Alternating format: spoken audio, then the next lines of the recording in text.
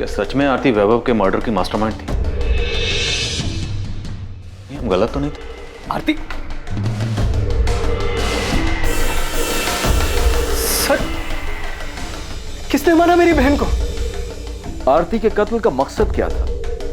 कौन था इस कत्ल के पीछे? क्या 2 साल पहले आरती के पति वैभव की हत्या और आरती की हत्या के तार आपस में जुड़े हुए थे? सर मैं इस कोचिंग का एडमिन इंचार्ज हूँ, चंदर सक्सेना।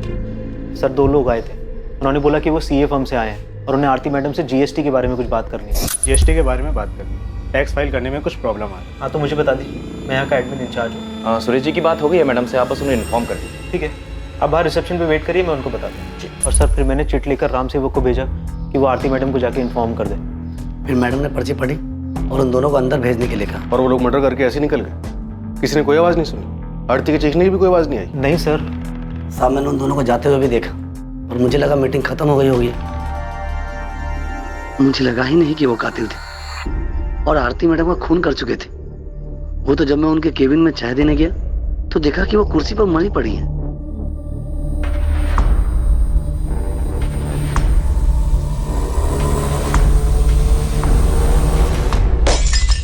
तुमने नहीं भेजा, पर तुम्हारी आरती से बात हुई थी ना कि जीएसटी को लेकर कुछ क्या? कोई बात नहीं हुई। सर मैंने आपसे कहा था ना, मेरे सीए ने किसी को नहीं भेजा। मेरी भी अपनी सीए सुरेश पुजारी से बात हुई, ना तो उसने आरती से कोई बात की थी, ना उसने किसी को भेजा। तो कौन हो सकता है जो सीए के ऑफिस का बहाना करके आरती से मिलने आया और उसे मारकर चला गया? मुझे कैसे पता होगा सर? मेरी बहन को कोई मार के चला गया, मेरे लिए यही मानना मुश्किल हो रहा है अभी।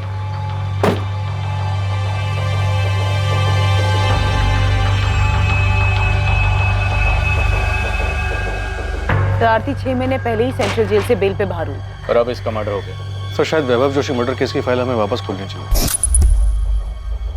ये प्रेम मिश्रा अभी भी जेल में ही है ना? यस सर, उसने बेल के लिए अप्लाई किया था पर कोर्ट ने रिजेक्ट कर दिया। वो अभी भी सजा काट रहा है। अरे मिश्रा, वो तेरी जोड़ी था आरती जोशी, मर्डर हो गया उसका।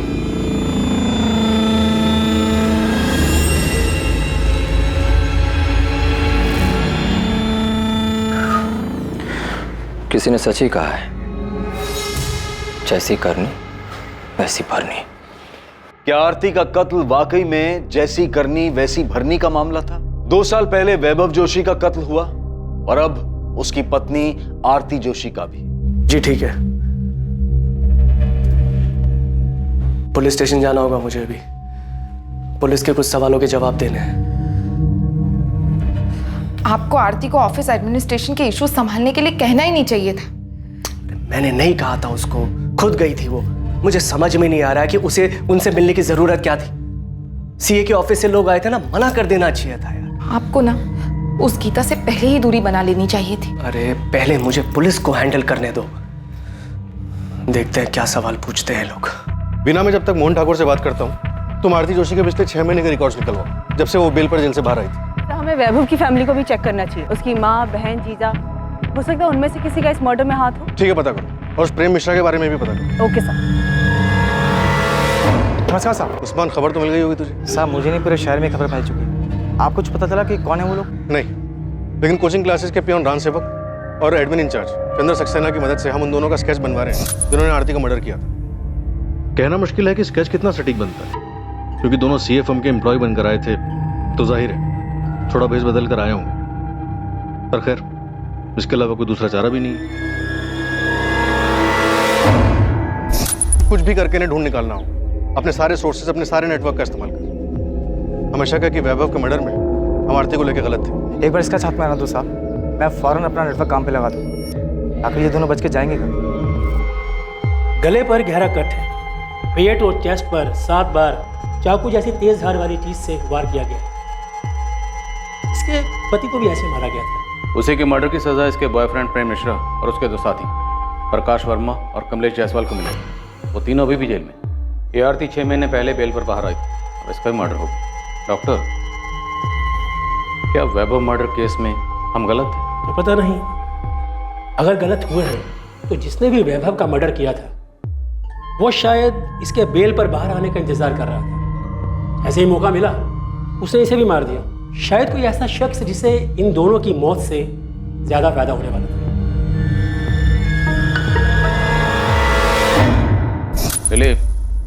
हमें आरती के खिलाफ ठोस सबूत जुटाने होंगे। हम प्रेम मिश्रा और उसके साथियों के बयान पर भरोसा नहीं कर सकते, क्योंकि आरती कोर्ट में यही कहेगी वो बेकसूर है। ऐसे में उसे सजा दिलवाना मुश्किल होगा। 2 साल पहले यानी कि 2017 में पुलिस को एक ब्रेक थ्रू मिला था जब उन्हें अपने खबरी से यह खबर मिली कि एवी स्टडी सेंटर का एक स्टूडेंट योगेश पाल प्रेम मिश्रा के संपर्क में है। वो प्रेम मिश्रा जो कभी स्टडी सेंटर में काम करता था, आरती जोशी का एडमिनिस्ट्रेटिव डिपार्टमेंट में सहायक था और आरती के साथ उसका अफेयर भी था। ये सारी जानकारी पुलिस के लिए वैभव मर्डर केस में बहुत महत्वपूर्ण साबित होने वाली थी। उस केस में, जिस केस में पुलिस के पास अब तक कोई क्लू नहीं था, कोई सही अंदाजा नहीं था कि वैभव जोशी का मर्डर किसने और क्यों किया। इस केस में पहली सफलता पुलिस को योगेश पाल से मिली जब उसे उठाया गया। बहुत घुमा लिया तूने हमें योगेश पाल। हमें पता है तू किसी एक्स स्टूडेंट से नहीं मिला था। सर मैं सच बोल रहा हूँ सर। अबे सच तो तू तब बोलेगा जब हमारा डंडा चलेगा। 50,000 डंडे गिन के मारना इसे। पहचानता है ना इसे? प्रेम मिश्रा।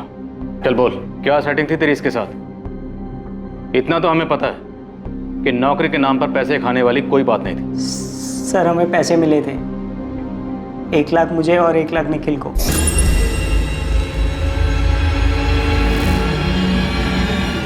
किसने दिए थे? प्रेम मिश्रा ने? हाँ सर। तो मतलब ऐसा कोई एक्स स्टूडेंट था ही नहीं जिसे तू रेस्टोरेंट में मिला था? नहीं सर। पुलिस स्टेशन में जो फोन आया था वो किसने किया था? मैंने किया था सर। मैं वो हूँ जिसका कोई चेहरा नहीं है, उन लाखों करोड़ों में से एक जो बेरोजगार घूम रहा है। क्या इस सब का वैभव जोशी के एवी कोचिंग सेंटर से कुछ लेना देना है? जब बिना रोजगार कोई भूखा मरता है ना, वो भी 1 लाख रुपए भर के, तब उसकी परेशानी किसी को नहीं दिखाई देती। पर अब मैं निश्चिंत हूँ, क्योंकि अब आपके पास भी एक परेशानी है, ये जानने की कि जिसने मुझे परेशान किया उसके साथ क्या हुआ, क्यों हुआ। सर मैंने वैभव सर को नहीं मारा सर। सर मुझे और निखिल को 1-1 लाख रुपए मिले थे सर। सर उस दिन जब आप कोचिंग सेंटर आए थे ना सर, तो हमने पहले ही प्लान बना लिया था कि निखिल वो पैसे लेकर नौकरी देने वाली बात उठाएगा और मैं आपको वो पुराने स्टूडेंट की कहानी सुनाऊंगा। योगेश तू पुलिस को फ़ोन करेगा, उसके बाद जब पुलिस पूछताछ के लिए स्टडी सेंटर आएगी तो निखिल तू पैसे लेकर के नौकरी देने वाली बात को हवा देगा। फिर तू पीछे से पुलिस के पास जाएगा और आग में घी डालेगा कि तुझे एक स्टूडेंट मिला था और उन्हें हिंट देगा कि वैभव को शायद उसे न मारा। तुमने और निखिल ने प्रेम मिश्रा से पैसे लिए, उसका काम किया, और अब कह रहा है कि तुझे नहीं पता? सर मुझे सचमुच नहीं मालूम सर कि उस मिश्रा ने वैभव सर को मारा है या नहीं, पर सर इतना पता है कि उनका कुछ हाथ है इसमें। कुछ हाथ होना भी जुर्म होता है, और जितना तेरा और निखिल का है ना वो भी जुर्म है। सर गलती हो गई सर मुझे पैसे की जरूरत थी सर, मुझे माफ कर दो सर, गलती हो गई सर।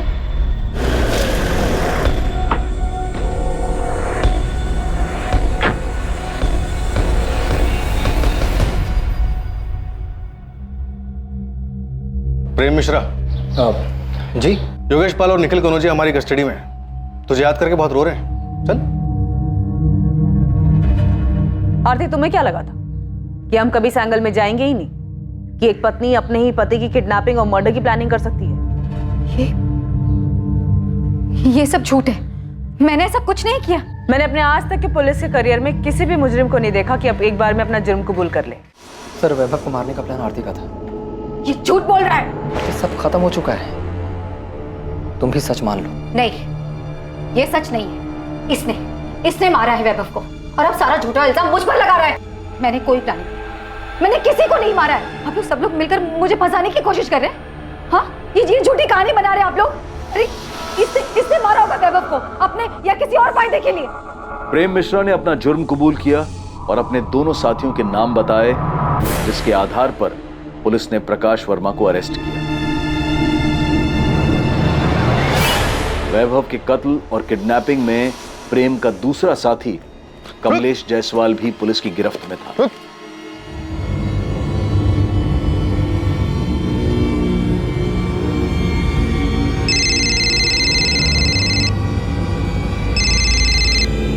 हेलो, अभी तक पहुंचे क्यों नहीं? वैभव स्टडी सेंटर से निकलने वाला हूँ। हाँ बस पहुंच रहे हैं, पास में ही है। याद रखना, सिर्फ वैभव को उठाना है, उसे ही मारना है। हमको अच्छे से पता है क्या करना है, तुम टेंशन मत लो, सब ठीक से हो जाएगा। झूठ बोल रहा है ये। हाँ, हमारा अफेयर चल रहा था, मैंने इसे उस रात कॉल भी किया था, लेकिन वो कॉल किसी किडनैपिंग या मर्डर प्लान के लिए नहीं था। सर ये झूठ बोल रही है, ये सारा प्लान इसी का था। यही मेरे पीछे पड़ी थी कि वैभव को मार देते हैं। किडनैपिंग से लेके मर्डर का पूरा प्लान इसी ने बनाया था।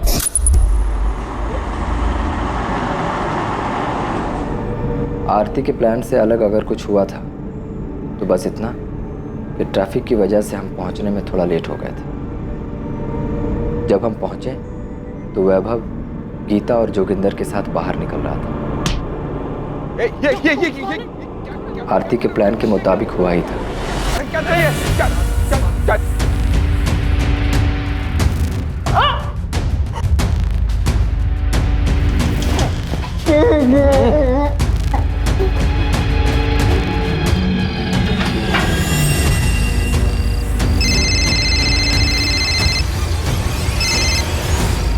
प्रेम, काम हो गया? हाँ हो गया, हम वैभव को लेकर के जा रहे हैं। तुम अपना नाटक शुरू कर दो। जैसा बोला है ना वही करना, कोई गलती मत कर देना। अरे हाँ मेरी जान, तुम टेंशन मत लो, सब वैसे ही होगा।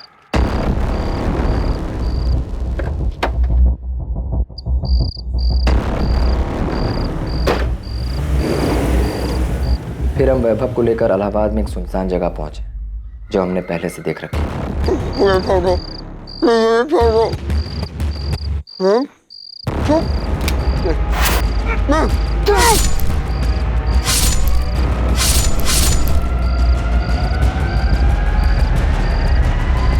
अरे आप इसकी बात सुनी क्यों रहे हैं?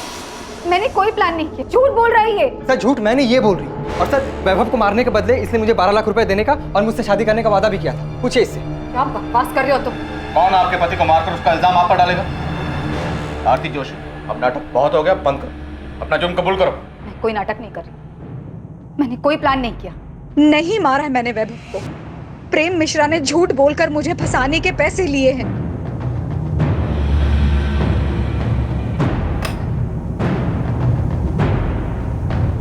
जी ये मीनाक्षी जोशी जी से मिलना था हमें। उनका फोन नॉट रीचेबल आ रहा और घर पे भी ताला लगा है। मीनाक्षी जी तो ये कोठी 8 महीने पहले ही बेचकर चली गई हैं। अब उनके बेटे के साथ जो हुआ उसके बाद तो वो काफी टूट चुकी थी। यहाँ से कहाँ गई है वो? सुना है शायद अब वो वृद्धाश्रम में रह रही है। अब बेचारी करती भी तो क्या, अब उनका देखभाल करने वाला भी तो कोई नहीं बचा। आप बता सकती हैं कौन से वृद्धाश्रम में है वो? नाम तो नहीं पता, पर 80 घाट के आसपास ही है कहीं। अब आप उनकी बेटी पार्वती से पूछिएगा, शायद उसे पता होगा। अगर अब भी अपनी माँ की परवाह करती होगी तो। और कितना करेंगे? जितना कर सकते थे किया, बाकी हमारी भी तो जिंदगी है, घर है, गृहस्थी है। अपना देखें या दूसरों का करते फिरें। देखिए, वैभव के जाने के दुख से माँ जी अभी तक उबर नहीं पाई हैं। सारा दिन उसके बारे में सोचकर, उसे याद करके परेशान होती रहती हैं। अब आप खुद बताइए, जो चला गया उसके लिए कब तक अफसोस करते रहेंगे? पार्वती वो तुम्हारी माँ है। हाँ तो उन्हें भी तो समझना चाहिए ना। और वैसे भी वो हमेशा से वैभव भैया की माँ ज्यादा रही है। हमारी तो उन्हें सिर्फ मुसीबत में याद आती थी, लेकिन अब ना सब कुछ सही। वो वहां खुश है और हम यहाँ पर खुश हैं। हमें ना तो उनसे और ना ही उनकी मुजरिम बहू आरती से कोई लेना देना है। अब लेना देना होगा भी नहीं, क्योंकि आरती का मर्डर हो गया। क्या? मर्डर कहाँ हुआ है? जेल में? उसकी कोचिंग क्लास में। आपको पता नहीं था वो बेल से बाहर आई हुई है? बेल पे बाहर आए या नरक में जाए, हमें कोई फर्क नहीं पड़ता। मेरे भाई को मार दिया, मेरी माँ को बेहाल करके छोड़ दिया, जिए या मरे बाहर में जाए, घर बेच दिया, सारा पैसा अपने पास रख लिया, मुझे एक फूटी कौड़ी तक नहीं दी। पार्वती तुम्हारी माँ ने कोई शिकायत नहीं की। हम आरती के मर्डर के सिलसिले में आए थे। हाँ तो यहाँ क्यों आई? जाइए उसके भाई मोहन घर जाइए, आप जाना है तो। मुझे पहले शक था उसने अपनी बहन के साथ मिलकर मारा है वैभव को, और अब ज्यादा लालच के चक्कर में आरती को ही मार दिया होगा। मोहन ठाकुर, आरती का बड़ा भाई, जो कि आरती के स्टडी सेंटर में पार्टनर था, मुनाफे में 25% का भागीदार था। क्या आरती के कत्ल और 2 साल पहले हुए वैभव के कत्ल में भी उसकी कोई भागीदारी थी? क्या मोहन ही इन दोनों हत्याओं का मास्टरमाइंड था? मोहन जिस पर 2 साल पहले भी पुलिस का ध्यान गया था, पर तब पुलिस उसकी तह तक नहीं गई थी। सर मैंने अपने सीए से फिर से बात की थी। उसने मुझे बताया कि जीएसटी फाइल करने में कभी कोई प्रॉब्लम थी ही नहीं। मोहन, अब आरती तो रही नहीं और उसका और वैभव का कोई बच्चा भी नहीं, तो कोचिंग क्लास अब किसकी हुई? सर मैं समझ रहा हूँ आप क्या कहना चाहते हैं, मगर आपको एक बात बता दूं कि जब आरती जेल में थी तो उसे बाहर निकालने के लिए मैंने अपना दिन रात एक कर दिया था सर। हाँ पता है, 11 लाख का बॉन्ड साइन किया था आरती के लिए। सर सिर्फ उतना ही नहीं, बेल पर बाहर निकलने के बाद आरती हमारे साथ ही रही थी। उसके पास जाने के लिए कोई जगह नहीं थी। जाहिर सी बात है, वैभव की माँ तो उसे अपने साथ रखती नहीं। और हमने सुना है कि वैसे भी मीनाक्षी, सही सुना तुमने, उन्होंने अपना घर बेच दिया और अब वृद्धाश्रम में रहती है। तो ऐसी हालत में मैंने ही उसे सहारा दिया था सर।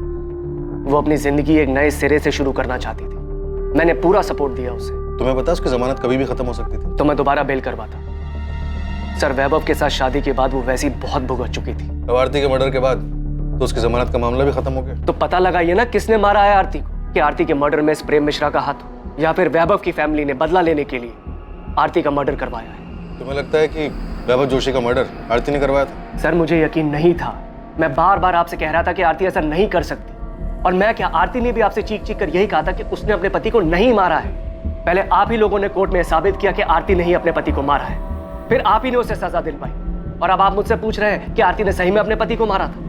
हम भी ये मानते हैं कि शायद उस केस में हमसे चूक हुई थी। कोई तो ऐसा एंगल था जिसकी तह तक हमें जाना चाहिए था। मोहन, मैंने कुछ लोगों को पड़ोसी से पूछताछ करते हुए देखा। सुषमा, आरती हमारे साथ में रहती, जाहिर सी बात है ये लोग पूछताछ करेंगे। मुझे बहुत डर लग रहा है। डर को अंदर रखो, चेहरे पे मत लेकर आना। वैसे ही इन लोगों को मुझ पे शक हो गया है। मैं नहीं चाहता कि तुम्हारी वजह से कोई मुसीबत खड़ी। अभी वो पुलिस वाला मुझसे यही पूछ रहा था कि मुझे यकीन है कि आरती ने ही वैभव को मारा है। क्या? इसीलिए बोल रहा हूँ शांत रहो। हो सकता है ये लोग तुम्हें भी सवाल जवाब के लिए बुलाएंगे, मगर बिल्कुल आराम से शांति से जवाब दें। समझ आया? तुमने कहा था कि वैभव का मर्डर आरती का प्लान था, जिसका अब खुद का मर्डर हो चुका है, पर तुम अब भी सजा काट रहे हो। तुम्हें नहीं लगता कि अब तुम्हें सच बता देना चाहिए? सच मतलब पूरा सच। तुमने जानबूझ के आरती को वैभव मर्डर केस में फंसाया था? सजा होने के बाद आप ये सवाल पूछ रहे हैं? हाँ, क्योंकि आरती ने कभी नहीं माना कि उसने वैभव की किडनैपिंग या मर्डर प्लान की थी। उसने आखिर तक कोर्ट में भी यही कहा। मिसेज आरती जोशी, आप पर आपके पति वैभव जोशी को अगवा करने और उनका कत्ल करने और साजिश करने का इल्जाम है। आप ये इल्जाम कबूल करती हैं? सर, मैंने कुछ नहीं किया है। मुझे फंसाया जा रहा है। मेरे पति की किडनैपिंग और मर्डर में मेरा कोई हाथ नहीं है। तुम्हारे कबूल करने के बाद भी आरती ने हमेशा हमारे सामने और कोर्ट में यही कहा कि वो बेकसूर थी।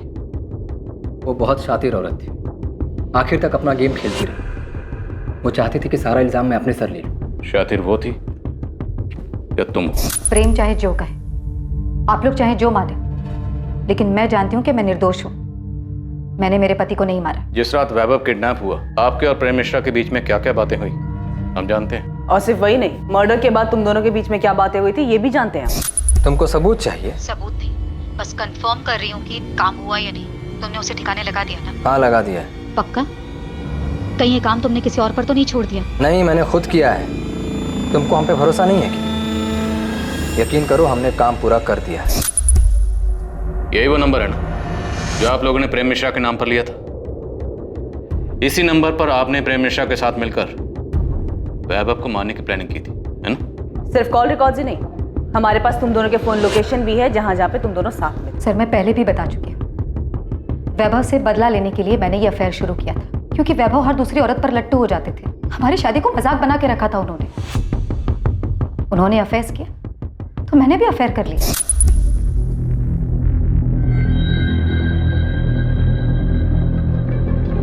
मैं जब प्रेम के साथ थी तब भी मुझे अच्छी तरह पता था कि वैभव मेरा पीछा कर रहा है, मुझ पर नजर रख रहा है। मैं वैभव के चेहरे पर वही दर्द, वही तकलीफ देखना चाहती थी। तुम्हारी हिम्मत कैसे हुई?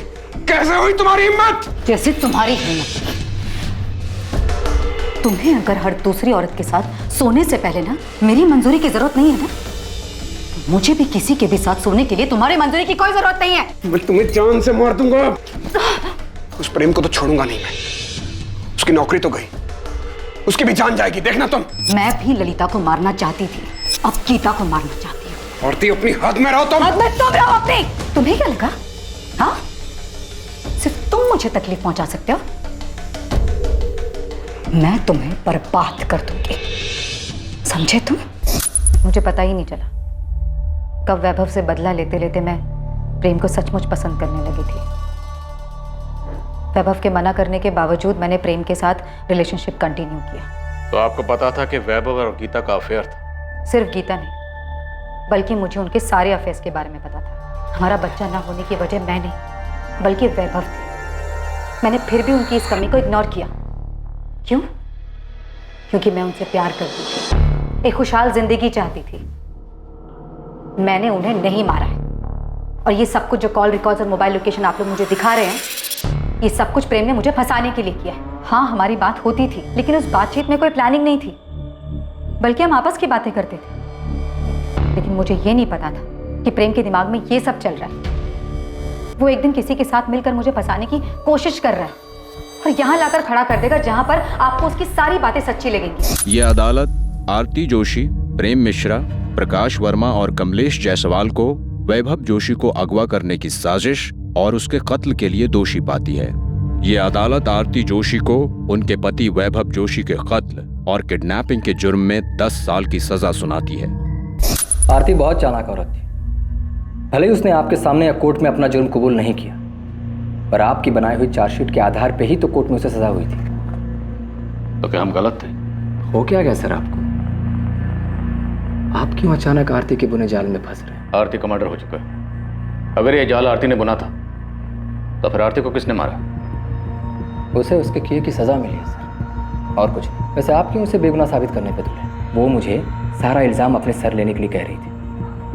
जब हमें यहाँ से निकाला गया अपने वकील से मिलने के लिए, तब आरती मुझसे मिली थी। प्रेम, मेरे पास टाइम बहुत कम है, प्लीज मेरी बात सुनो। कितनी कमीनी निकली तुम। मेरे वकील ने सब बताया मुझे कि तुम और तुम्हारे वकील सब मुझ पे थोपने वाले। देखो आरती, अगर मैं डूबा ना तो तुम्हें भी साथ लेके डूबूंगा। प्रेम, मेरी बात तो सुनो। मेरे पास एक आइडिया है। नहीं चाहिए तुम्हारा कोई आइडिया वाइडिया। देखो, हम जैसा चाहते थे ठीक वैसे ही हो रहा है। वैभव भी मर चुका है, बस हमें एक गेम खेलना है, उसके बाद हम दोनों बच जाएंगे। उस दिन कहाँ गया था तुम्हारा ये हम दोनों? जब पुलिस के सामने चिल्ला चिल्ला कर कह रही थी कि वैभव को मैंने किडनैप किया है, मैंने मारा है, तुम्हारा इसमें कोई हाथ नहीं है। जिंदगी बर्बाद कर दी तुमने मेरी। मैंने कोई जिंदगी बर्बाद नहीं की प्रेम। एक बार ठंडे दिमाग से सोच कर देखो, अगर हम दोनों जेल में रहेंगे तो किसी काम के नहीं रहेंगे। वाह, तो अब तुम ये चाहती हो कि मैं जेल जाऊं और तुम बाहर मजे करो? देखो, मेरे पास बहुत पैसा है। अगर तुम कोर्ट में ये गवाही देते हो सबके सामने कि तुम्हें नौकरी से निकाल देने पर गुस्से में आकर तुमने ये सब कुछ किया है और इस जंजाल से मुझे अगर बाहर निकाल, ये जंजाल तुम्हारा फैलाया हुआ है। प्रेम, एक बार सोच कर देखो, हम अपनी जिंदगी नए सिरे से शुरू कर सकते हैं। इनकम की टेंशन नहीं है। वैभव की क्लास अब मेरी है। तुमने रिलेशनशिप के लिए इतना कुछ किया, अब मेरी छोटी सी बात भी नहीं मानोगे? नहीं, कभी नहीं। अगर मैं जेल गया तो तुम भी बाहर नहीं घूम सकती। और हाँ, एक मर्डर करने के लिए जो सजा मिलती है ना, दूसरे के लिए भी वही सजा मिलेगी। क्योंकि तुमने मेरे साथ जो किया है, उसके बाद अगर मैं तुम्हारा खून भी कर दूं तो मुझे कोई दुख नहीं होगा। मैं कभी सोच भी नहीं सकता था कि तुम इतनी कमीनी निकलोगे। आरती बहुत पहुंची हुई चीज थी। उसने अपने पति का मर्डर प्लान किया और मुझे भी उसका हिस्सा बना लिया, और मैं बेवकूफ उसके जाल में फंस भी गया। तुम्हारी बेल तो पहले भी ना होती, अब आरती के मर्डर के बाद तो और नहीं होगी, इसलिए कहानियां बनाना बंद कर। अब आपको मेरा सच भी कहानी लग रहा है? तो ठीक है, अब आपको मुझसे कुछ नहीं मिलने वाला। और हाँ, अगर आपको लगता है कि मैं यहां जेल में बैठ करके वहां आरती का मर्डर करवा दिया तो यही सही, क्योंकि अब मुझे कोई फर्क नहीं पड़ता है। बल्कि मुझे तो इस बात की खुशी है कि वो कमीनी मर गई। अब इतना बताया तो ये भी बता दो कि तुमने वैभव जोशी को मारा और आरती को फंसाया। अगर ऐसा है भी तो क्या? आरती को वैभव मर्डर केस में सजा हो चुकी थी और अब तो आरती भी मर चुकी है। प्रेम मिश्रा, वैभव के मर्डर और आरती के मर्डर का मास्टरमाइंड आरती का भाई मोहन ठाकुर है। उसने तुमसे प्रॉमिस किया है कि वो तुम्हें पैसे देगा और जेल से बाहर निकालेगा। कमाल कर दिया सर आपने। ये सवाल आपको 2 साल पहले पूछना चाहिए था ना। उस वक्त ये एंगल हमारी नजर से छूट गया था। बोलो, क्या मोहन ने फंसाया था आरती को? ये बात सच है सर। मोहन सर नहीं चाहते थे कि आरती फिर से क्लासेस ज्वाइन करे। मोहन ने कोचिंग सेंटर पूरी तरह अपने कब्जे में ले लिया? पता नहीं सर, पर मैंने एक बार मोहन सर को बात करते हुए सुना था, तब मुझे भी उनकी बात सही लगी थी। तुम्हें समझ में नहीं आ रहा है कि हमारे इंस्टीट्यूट के लिए कितना बुरा है ये? भले तुम बेल पर बाहर हो, मगर दुनिया ये नहीं बोलेगी कि तुम्हें कन्विक्टेड मुजरिम हो। भैया आपको भी यही लगता है? मुझे क्या लगता है क्या नहीं लगता उससे कोई फर्क नहीं पड़ता है। दुनिया को तो यही लगे ना, एक लड़की जिसने अपने पति को मार दिया वही ये क्लासेस चला रही है। आरती, ये एक इंस्टीट्यूट है, दिस इज बिजनेस। आप अच्छी तरह से जानते हैं कि मुझे फंसाया गया था। मेरी भी एक लाइफ है। हाँ लाइफ है, मगर कानूनी तरीके से जेल के अंदर। बस भैया, ये क्लास मेरी है और वैभव के बाद उनके शेयर भी मेरे हैं और आपका शेयर सिर्फ 25% है। सो प्लीज मुझे ये बताने का आपके पास कोई हक नहीं है कि मैं क्या कर सकती हूं और क्या नहीं।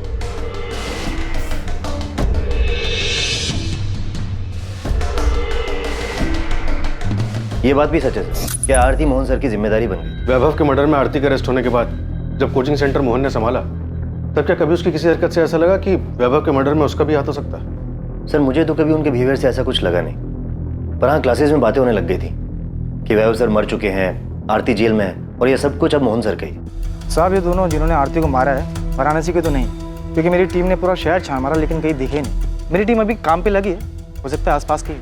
साहब मुझे ऐसा लगता है कि आपको आरती के भाई मोहन ठाकुर पे फोकस करना चाहिए। ना तो हमें वैभव जोशी के कॉल रिकॉर्ड से कुछ मिला और ना ही मोहन ठाकुर। आरती के कॉल रिकॉर्ड से भी ऐसा कुछ नहीं मिला जिससे हमें कोई लीड मिल सके। साहब आरती के बिल के पीछे मोहन ठाकुर की साजिश है, उसका तो कोई प्रूफ नहीं है, लेकिन हाँ उसके पड़ोसी से बात की तो पता चला कि मोहन और उसकी बीवी आरती के साथ में रहने से खुश नहीं थे। वो तो क्लासेस के लालच में उनको मजबूरी में अपने साथ में रख रहे थे। आपने जब आरती को अरेस्ट किया वो टाइम हमारे लिए बहुत अच्छा नहीं था। हमारा एक बच्चा है जो अभी क्लास 7 में आया है। आप खुद ही बोली, हर जगह आरती की खबर छप रही थी, तो बच्चे पर क्या असर हुआ होगा? तो अगर आरती के अरेस्ट होने से आपको इतनी परेशानी हुई, तो जब आरती जमानत पर बाहर आई तब तो आपको और भी दिक्कत हुई होगी। आप जैसा समझे सर, लेकिन आरती जैसी जिद्दी लड़की मैंने आज तक नहीं देखी। घर पर रहने तक तो ठीक था, लेकिन वो क्लासेस में प्रॉब्लम क्रिएट करने लगी। उसे समझ ही नहीं आ रहा था कि उसके क्रिमिनल रिकॉर्ड की वजह से क्लासेस पे क्या असर पड़ेगा। एक काम करते, आपके 25% शेयर की आने वाले 5 साल की जो इनकम बनती है ना, वो मैं आपको पे कर देती हूँ, ठीक है? आरती, इतना आसान नहीं है ये। शेयर दोगी तुम? 2 साल जब तुम पर तुम्हारे पति के मर्डर का केस चल रहा था ना, और फिर तुम्हें सजा हुई, तो यही थे जिन्होंने क्लासेस संभाली थी। ये बात बार बार बोलकर आप मुझे क्या जताना चाहती हैं? आप दोनों ने मिलकर बहुत बड़ा महान काम किया है मुझ पर। वो क्लासेस मैं और मेरे पति मिलकर चला रहे थे। वही पति जिसका तूने खून कर दी। एक नंबर का घटिया और एहसान फरामोश इंसान था वो। बुरा मत मानो, तुम भी ना कुछ कम नहीं हो। आरती, तुम्हें पता भी है तुम्हारे यहाँ रहने से हमें क्या क्या सुनना पड़ता है? उस वक्त भी लोगों ने हमें न जाने क्या क्या कहा था। वाह, आपको तो सब याद है, लेकिन ये याद नहीं होगा कि पति का मर्डर करने वाली उसी औरत की क्लासेस की कमाई पर आप ऐश कर रही हो। लेकिन हाँ, मेरे यहाँ रहने और क्लासेस ज्वाइन करने से आप लोगों की जिंदगी तबाह हो जाएगी। तुम्हें यहाँ पर रहने से कौन मना कर रहा है? तुम रहो ना यहाँ पर, तुम्हारा ही घर है। हम बस इतना चाहते हैं कि तुम क्लासेस से दूर रहो। हमने आरती को कितना समझा, लेकिन उसने हमारी एक नहीं सुनी। क्लासेस जाना छोड़ा नहीं उसने। और आपके पति मोहन ठाकुर? मेरे पति आरती के बड़े भाई, क्लासेस शुरू करने में उन्होंने ही उसकी हेल्प की थी, जिसके बदले मोहन को कोचिंग के प्रॉफिट में शेयर मिलता है। हाँ, तो ये उनका हक बनता है, लेकिन मेरे पति लालची इंसान नहीं है कि क्लासेस के लिए अपने जीजा और बहन का मर्डर करवा देंगे। सुषमा जी, हम यहाँ सिर्फ आरती के मर्डर की बात कर रहे हैं। आपके पति ने वैभव जोशी का मर्डर किया या नहीं किया, ये तो हमने पूछा ही नहीं। ये तो आप खुद कह रहे हैं। हाँ, वो तो मैंने यूं ही बोल दिया। हो सकता है ये लोग तुम्हें भी सवाल जवाब के लिए बुलाए, मगर बिल्कुल आराम से शांति से जवाब दें। बोल दिया क्योंकि आप उन पर इल्जाम लगाए जा रहे हैं। इल्जाम तो हमने लगाए नहीं सुषमा। क्या वैभव जोशी का मर्डर आपके पति मोहन ठाकुर ने करवाया और अब आरती का मर्डर भी उन्होंने करवाया? नहीं सर, ऐसा कुछ भी नहीं है।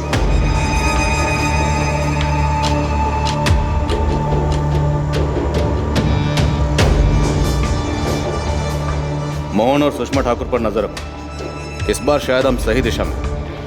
अगर इन लोगों ने कुछ किया तो कोई ना कोई गलती जरूर करें, जब भी उठा लेंगे।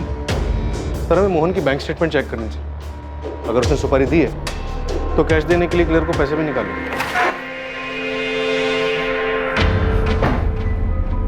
कैसा रहा? सब ठीक था ना? नहीं, मैं डर गई थी। पता नहीं कि क्या क्या बोल दिया मैंने। क्या क्या बोल दिया? मैंने घबराहट में बोल दिया कि तुमने ना वैभव को मारा है ना आरती को। अरे सुषमा, मैंने तुम्हें सब कुछ तो समझा के भेजा था। हे यार। मोहन ठाकुर और सुषमा ठाकुर अब आरती मर्डर केस के अहम संदिग्ध थे। वैभव मर्डर केस में भी मोहन के अहम संदिग्ध होने का अंदेशा था।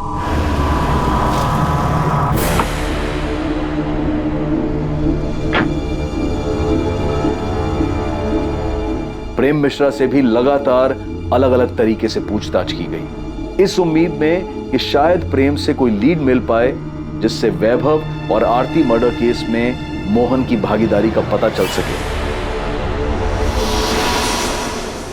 सर, मोहन ठाकुर के पर्सनल अकाउंट से या एवी सेंटर के बैंक अकाउंट से पिछले 3 महीने में कोई भी बड़ी रकम नहीं निकली। पेमेंट की नहीं गई होगी, करने वाला होगा। सर, सुपारी किलर इतने दिनों तक पैसों का इंतजार नहीं करते, कुछ ना कुछ एडवांस तो दिया होगा। पुलिस मकसद और दिशा खोजने की कोशिश कर रही थी, तभी उनके पास एक फोन आया जो आरती मर्डर केस में उन्हें एक क्लू देने वाला था। हेलो, आपको कभी पता नहीं चलेगा कि आरती जोशी की सुपारी किसने दी थी। जानता तो ये बता के तूने फोन क्यों किया?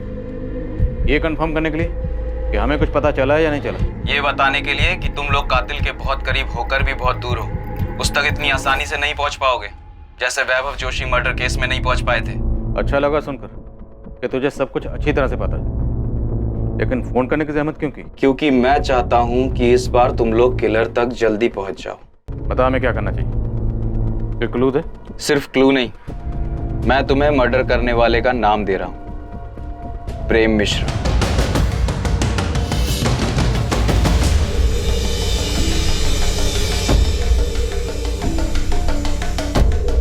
बिना पिछले 2 महीने में तो किसी भी अपराधी की बेल नहीं हुई है। क्या फिर भी आप अपने रिकॉर्ड में चेक करके बता सकते हैं कि प्रेम मिश्रा अब किसके साथ सेल शेयर कर रहा था और उनमें से कौन कौन बाहर है और किस किस से उसकी बातचीत थी? तो शायद हमें थोड़ी हेल्प हो जाएगी। पर मुझे लगता नहीं है कि प्रेम मिश्रा ने कुछ किया होगा। तुम्हें तो पता ही है कि ये स्ट्रीट शीटर्स बिना अपने फायदे के कोई भी काम नहीं करते। और भला यहाँ जेल में बैठकर प्रेम मिश्रा क्या दे सकता है उन्हें? सर, फोन इलाहाबाद के पीसीओ से किया गया था, लेकिन पीसीओ वाले को याद नहीं है कि फोन किसने किया था। इस तरह अचानक से फोन आना, प्रेम मिश्रा का नाम लेना, वैभव जोशी मर्डर केस की याद दिला रहा है। याद है वो नौकरी के नाम पर झांसा देने वाले रैकेट की इन्फॉर्मेशन के लिए फोन आया था, जो योगेश पाल ने हमें गुमराह करने के लिए किया था। सर, एक कॉल भी वैसे ही लग रहा है जैसे वैभव जोशी मर्डर के टाइम पर आरती से गुमराह करने के लिए हमें किया गया था, लेकिन इस बार शायद मोहन ठाकुर से डाइवर्ट करने के लिए किया गया। नहीं सर, मोहन ठाकुर नहीं लग रहा। सर, वैभव जोशी के टाइम पर आरती हमारी प्राइम सस्पेक्ट नहीं थी और उस वक्त हमें गुमराह करने का मकसद था कि हमारा ध्यान अपने प्राइम सस्पेक्ट से आरती की तरफ न जाए। और शायद इस बार भी कातिल हमारी प्राइम सस्पेक्ट लिस्ट में नहीं है। लेकिन वो कौन है जो अभी तक हमारी सस्पेक्ट लिस्ट में नहीं है? गीता? कहीं वो गीता तो नहीं जिससे कॉलर हमारा ध्यान हटाना चाहता है?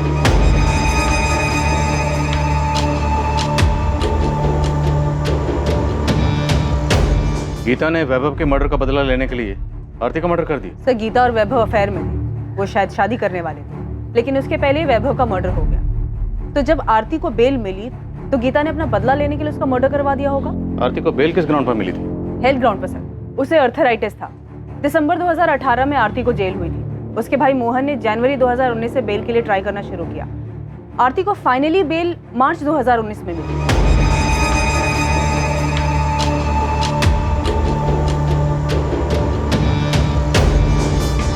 क्या हुआ?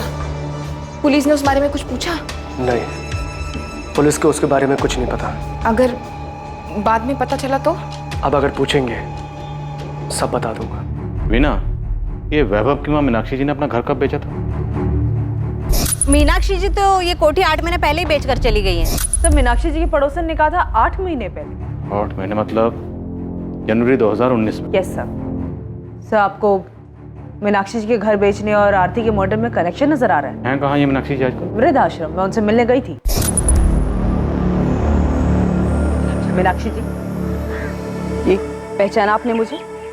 मैं पिछली बार आपसे मिली थी जब वैभव का मर्डर हुआ। आपकी बहू आरती का मर्डर हो गया।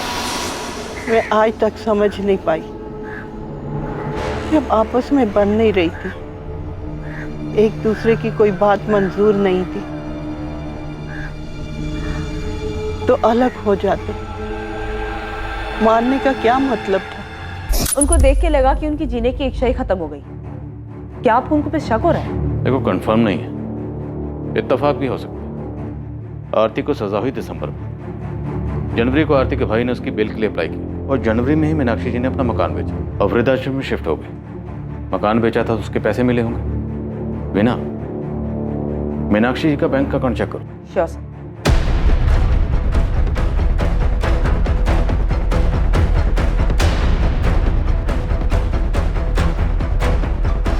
उस्मान, मीनाक्षी जोशी के कॉल रिकॉर्ड्स नहीं है क्योंकि वो फोन यूज ही नहीं करती। सर बिना फोन के कोई कॉन्टैक्ट प्लेयर को सुपारी कैसे देगा?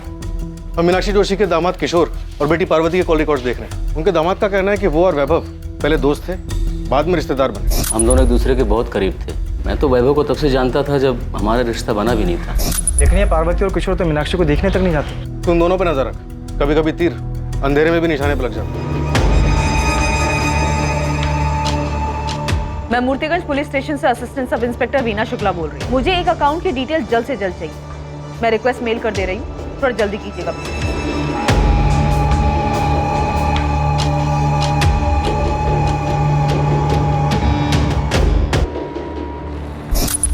भैया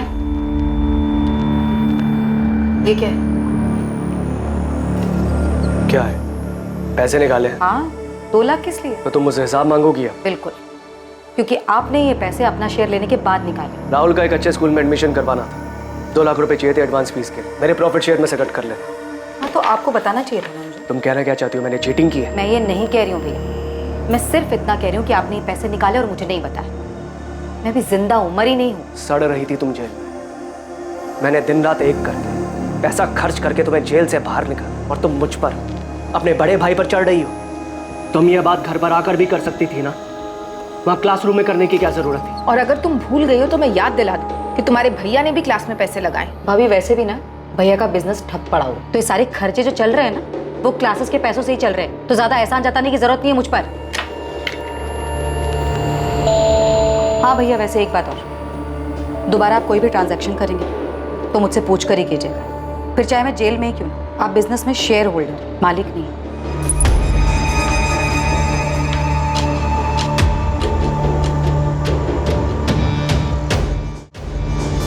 जिस अंधी गली में इन्वेस्टिगेशन दाखिल हुई थी उसी अंधी गली से आरती जोशी मर्डर केस का आखिर में रास्ता खुलने वाला था। पुलिस ने अंधेरे में जो तीर चलाया था वो तीर आरती मर्डर केस में निशाने पर लगा था।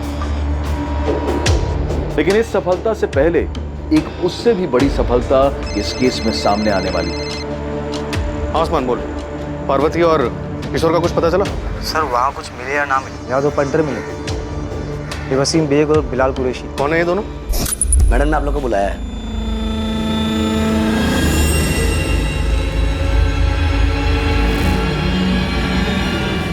साहब ये वही लोग हैं जिसका स्केच पियोन और उसके एडमिन इंचार्ज ने बनवाया था। इन्होंने आरती का मर्डर किया। साहब आप फौरन पहुंचिए, लगता है सुपारी का पैसे लेने के लिए आए। तू वहीं पे रुक, मैं 5 मिनट में वहां पे पहुंच रहा हूँ।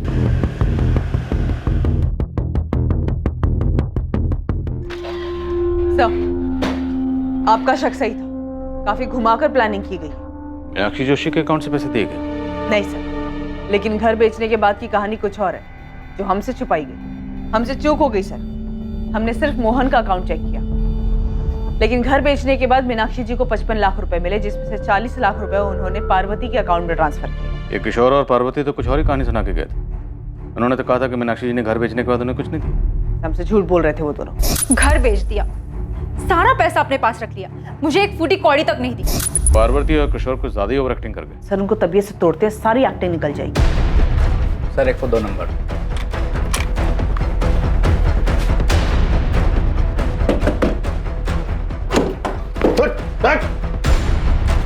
अकेला ठोकेगा या अपने पार्टनर के साथ? बुला वसीम को। वसीम! चलिए माँ जी,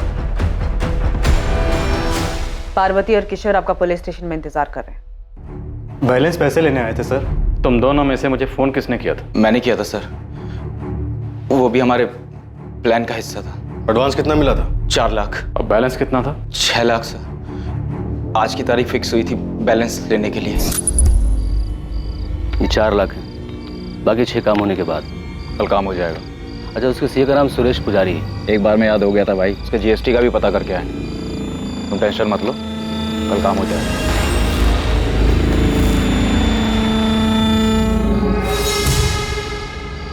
कल हो जाएगा माँ। कह दिया उसे कि उसे भी उतना ही दर्द होना चाहिए जितना मेरे बेटे को हुआ था। उसे दर्द होगा, वैभव से ज्यादा दर्द होगा उसे। आरती को मारने की प्लानिंग आपने जनवरी में शुरू कर दी थी। मैं पहले ही मारना चाहती थी, लेकिन जनवरी में पक्का कर लिया था। आज फिर कोर्ट में उसकी बेल की सुनवाई है माँ। बस उसे बेल जल्दी मिल जाए। देखिए, लगता तो इस बार जल्दी मिल जाएगी। आप यहाँ क्या कर रही हैं? आप क्या चाहती हैं आप? तुम तो शुरू से ही कहती रही कि तुमने वैभव को नहीं मारा। बस मैं ये जानना चाहती हूँ, सच क्या है? माँ, मुझे आपसे कुछ नहीं चाहिए। मैं आपके पास नहीं आऊंगी। जैसी तुम्हारी मर्जी। बस मैं तो ये जानना चाहती हूँ कि तुमने वैभव को मारा है। बोल बेटा, तुमने ही मारा है ना? हाँ, मैंने मारा वैभव को, क्योंकि वो अपने घटियापन और अपनी गंदी चीजों से बाज नहीं आ रहा था। 5 सालों में जो दर्द और जो तकलीफें उसने मुझे दी है, वही दर्द मैं उसे देना चाहती थी। हाँ, मैंने मारा है आपके बेटे को, क्योंकि मैं आपके बेटे से नहीं बल्कि प्रेम मिश्रा से प्यार करती हूँ। पर तूने मुझे पहले कभी कुछ बताया क्यों नहीं?